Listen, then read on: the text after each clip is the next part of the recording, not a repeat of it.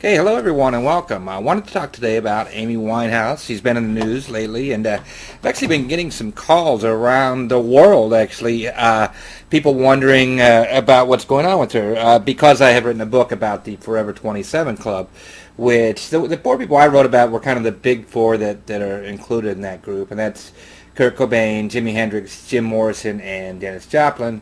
Other people would argue that Jones from the Rolling Stones should be in there. Robert Johnson. So there's definitely some.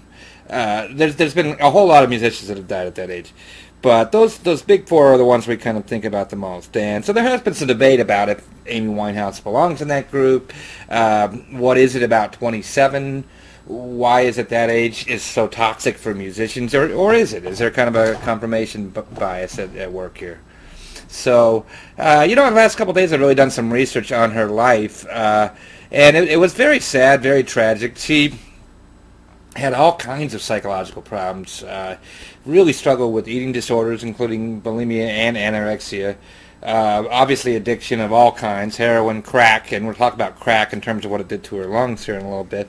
Bipolar disorder, lots of violence and domestic abuse with her husband, and just a real slew of problems that she never was able to shake.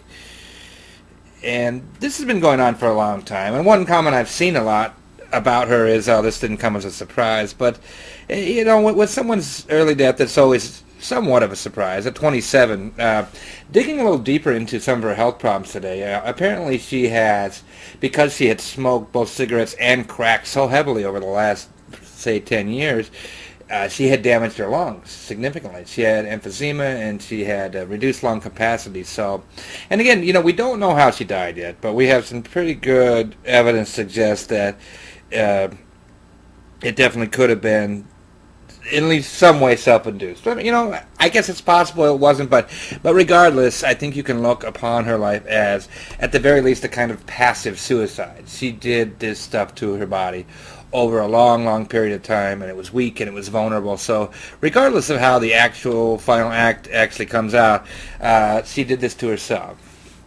And I say that not to be mean-spirited or not to make light of the things that she went through, but I think it's important because we see people often in the public eye and we attach certain qualities to her. Now her struggles were pretty public. The paparazzi in Great Britain are especially vigilant about things, I think. Even in America, they're pretty bad, but obviously you really are living your life in front of the public eye as a British celebrity. And some of the pictures that have been taken over the years just made her look absolutely awful. And so her collapse and her sort of destruction over the years has definitely been well documented. Now, I did find it interesting in researching this today that she said she has been clean. She said she had been clean as of October 2010 for 3 years. And the direct quote was, "I literally woke up one day and was like, I don't want to do this anymore." Now, she had been back in rehab recently, so again, that was October of 2010. But going back a little bit, she did cancel a 2007 tour because she was struggling with so many different drugs: heroin, alcohol, coke, ketamine, crack. And again, and we're going to talk about her dad a little bit too, but her dad had sort of taken to publicly admonishing her to stop, calling out her problems, because he said that was the only way he could really get to her. But he did talk about how the crack cocaine it led to her having to wear an oxygen mask at one point. She did have her lung capacity had been decreased significantly. When she died, she had a lot of scars on her arms from cutting, and she described herself as manic depressive, which we now call bipolar disorder. That's what it was called prior to that.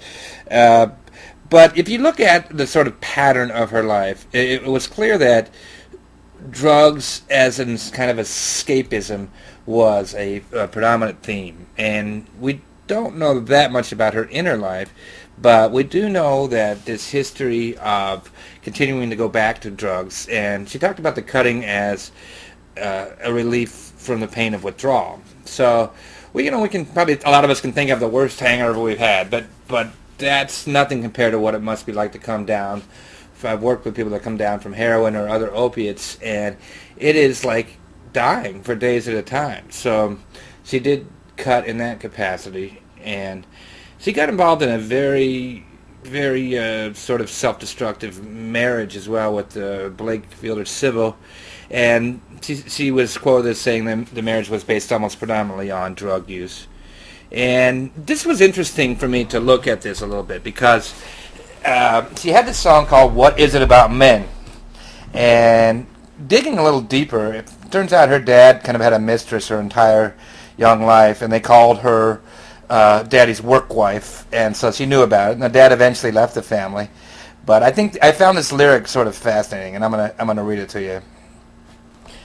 Understand once he was a family man, so surely I would never, ever go through it firsthand. Emulate all the shit my mother hated, I can't help but demonstrate my Freudian fate.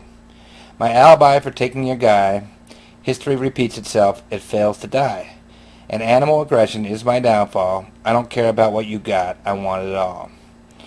And I think this is sort of fascinating in the sense that you can tell there's definitely some pain there, but there's also some kind of fuck you to the world there too. You know, like I've been hurt, so I'm going to hurt someone else.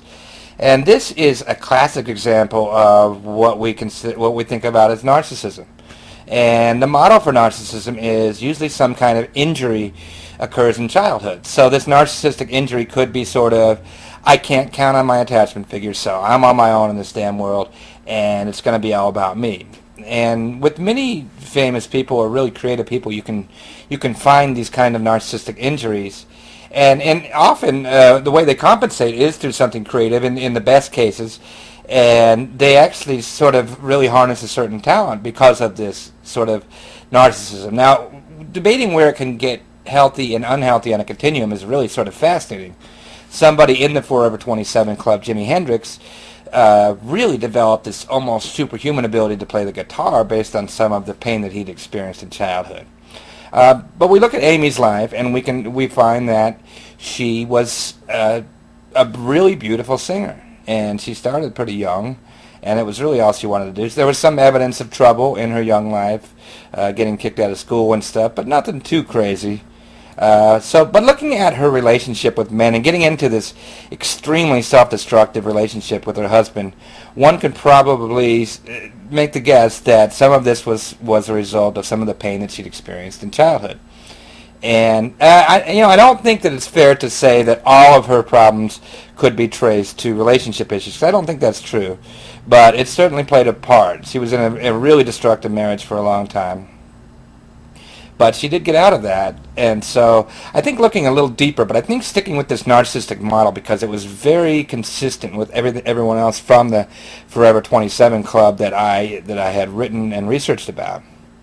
And just to give you a little history on this, it kind of goes back to, there was an idea in the 60s, never trust anyone over 30. I think it was Timothy Leary that said it originally.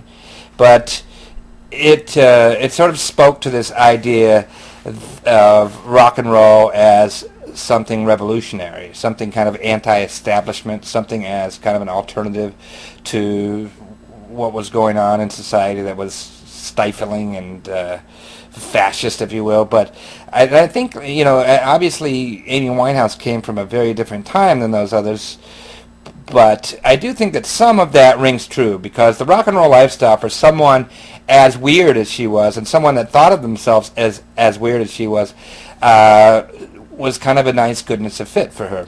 It was where she was allowed to experiment with things like drugs and some of her really wild side, and it really fit with the lifestyle. Nobody really raised an eyebrow until it got totally out of control.